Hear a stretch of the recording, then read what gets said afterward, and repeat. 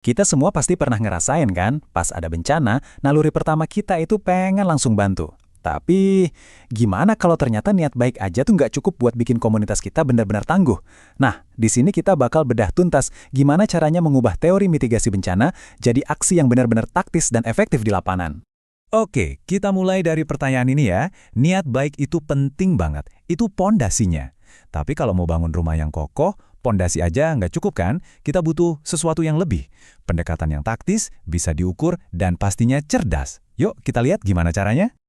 Oke, upgrade yang pertama, kita mulai dari yang paling krusial, yaitu orang-orangnya. Coba deh bayangin, siapa aja sih yang seharusnya duduk bareng pas merencanakan mitigasi bencana? Jawabannya mungkin bakal bikin Anda kaget. Kita semua setuju, relawan itu pahlawan. Semangat mereka itu loh, jadi motor penggerak utama. Tapi, ternyata banyak studi kasus nunjukin kalau semangat doang tanpa ada amunisi teknis seringkali kurang cukup buat mengenali risiko dengan akurat.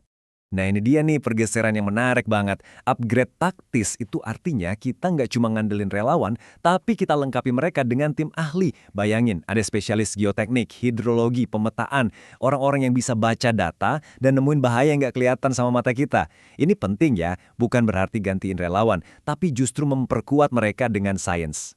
Dan di dalam tim yang super itu, ada satu angka yang wajib kita perhatiin, 30%. Ini adalah target minimal buat keterwakilan perempuan. Kenapa ini krusial banget? Ini bukan cuma soal kesetaraan loh. Data dari Banjar dan Siti Orjo itu bukti nyata kalau keterlibatan perempuan itu jadi kunci buat bikin rencana yang bisa melindungi kelompok paling rentan, kayak lansia dan anak-anak. Suara mereka itu yang mastiin nggak ada satu orang pun yang ketinggalan. Tim yang cerdas itu juga nggak cuma diisi ahli-ahli formal. Mereka merangkul pihak-pihak yang seringkali, terabaikan. Contohnya nih, kelompok agama kayak para santri di Cianjur. Mereka jago banget ngasih dukungan psikososial, sesuatu yang penting tapi sering dilupain. Terus, ada kelompok pemuda, yang biasanya paling cepat kalau soal adopsi teknologi. Dan tentu aja komunitas lokal itu sendiri, mereka punya solusi paling jitu dari pengalaman mereka. Semua punya keahliannya masing-masing. Oke, timnya udah mantap nih. Sekarang kita ngomongin senjatanya. Alat apa sih yang mereka pakai? Nah, upgrade kedua ini soal kawin silang, antara kearifan masa lalu sama kecanggihan masa kini.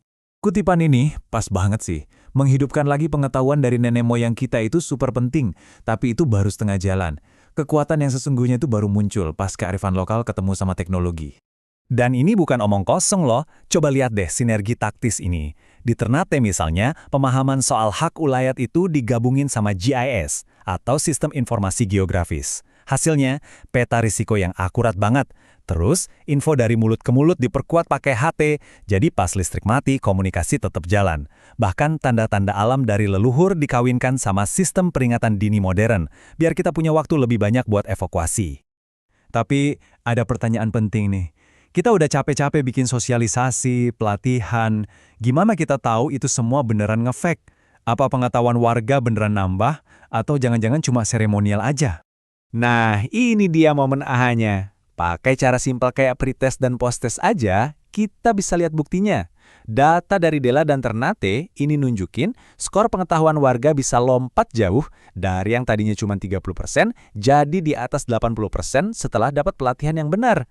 Ini bukti nyata kalau pemberdayaan itu bukan cuma kata-kata, tapi bisa dan wajib diukur. Oke, kita udah punya tim keren, metode terukur, tapi seringkali ada satu musuh besar yang menghadang. Birokrasi.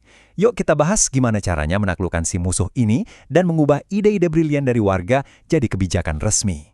Ini pasti banyak yang ngalamin deh, warga punya ide bagus banget misalnya bangun jalur evakuasi baru. Usulannya dicuekin gitu aja alasannya, nggak ada di dokumen rencana resmi desa. Ujung-ujungnya, idenya nguap aja. Nah, solusinya itu ada jalurnya sendiri, jalur legitimasi. Prosesnya jelas banget kok. Pertama, usulan warga itu harus dibawa ke forum resmi kayak Musrenbangdes, biar nyambung sama rencana desa. Puncaknya, usulan itu dibikin jadi peraturan desa atau perdes. Kalau udah punya payung hukum, baru deh bisa dapat anggaran dan jadi program jangka panjang. Selain birokrasi, ada lagi nih penghalangnya, curiga soal duit. Dananya kemana nih? Gitu kan? Solusinya ternyata simple banget, tapi efeknya luar biasa. Kenalin, papan informasi. Cuma dengan pasang papan ini di lokasi proyek, semuanya langsung jadi transparan, kebuka. Warga jadi bisa lihat sendiri, oh uangnya dari sini, jumlahnya segini dipakainya buat ini. Ini tuh langsung ngebangun rasa memiliki. Mereka nggak lagi ngerasa jadi penonton, tapi jadi pemilik yang punya tanggung jawab buat ngejaga bareng-bareng. Upgrade terakhir ini benar-benar game changer.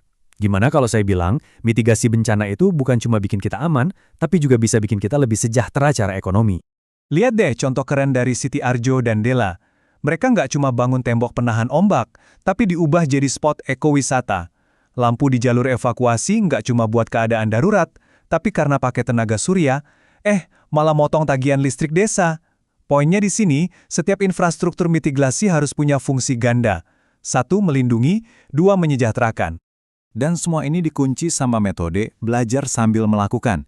Jadi bukan cuma duduk dengerin ceramah yang bikin ngantuk, warga diajak turun langsung, ikut nandain jalur evakuasi, ikut simulasi beneran. Kalau gerak langsung kayak gini, ilmunya jadi lebih nempel di kepala. Dan yang nggak kalah penting, ini ngebangun ikatan sosial yang kuat banget.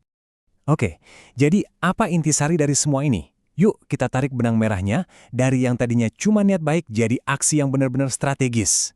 Kita udah lihat kan gimana caranya nge-upgrade tim kita dengan para ahli, gimana caranya nikahin kearifan lokal sama teknologi, terus gimana caranya nembus birokrasi biar ide kita jadi resmi, dan yang paling keren, gimana caranya bikin ketangguhan itu jadi mesin ekonomi. Ini bukan lagi soal reaktif nunggu bencana, tapi jadi proaktif. Sebagai penutup, saya mau ninggalin satu pemikiran buat kita renungkan bareng. Gimana kalau kita berhenti ngelihat mitigasi bencana itu sebagai biaya? Gimana kalau kita mulai ngelihat ini sebagai investasi terbaik yang bisa kita lakuin? Investasi bukan cuma buat selamat, tapi juga buat kemakmuran masa depan kita semua.